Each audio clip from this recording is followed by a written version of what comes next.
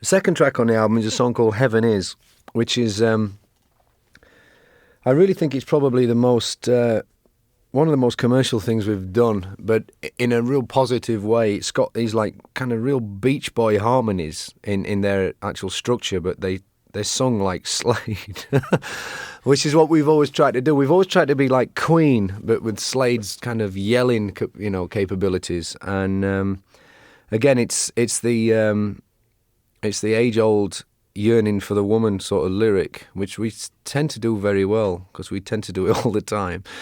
But it's got a great beat. It's really grooving along. It's a riff we've had. The guitar part is a thing that we never got right. We've worked on it for years and never quite got it. And we always knew it would fit into a song one day. And all of a sudden we sit down and we have this idea, and Sav says, "What about such and such?" And it's this guitar riff. Bow, bow, ow, ow. And it's like, yeah. And then we just worked on the lyric and worked on the harmonies.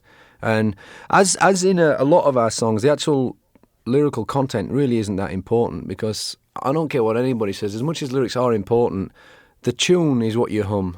People go around whistling the tune. They don't go around whistling the words. So in that respect, we've always gone for the sound of the words much more than the actual content. I'm never going to win an award that Bob Dylan's going to win, but it still paints a good picture, and Prince does it a lot. He writes lyrics that sound good.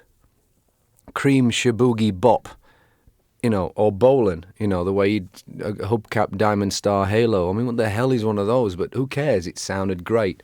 And that was a big influence on me as a kid, and sticks with me now. And it works. And it's just nice that, some people get, they like to write lyrics that tell a story, or they're very kind of comic book, like Boy's Own and things like this, whereas we've always just gone for the image and the sound of it.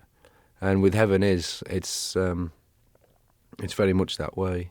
Just paints a picture where the listener can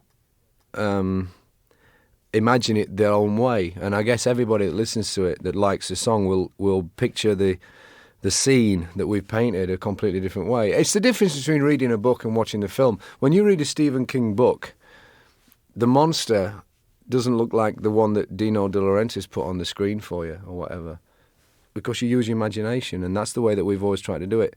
Whereas if you make your lyrics too blatant and too obvious, there's nothing for the listener to think about. So that's why ours are pretty obscure in that respect.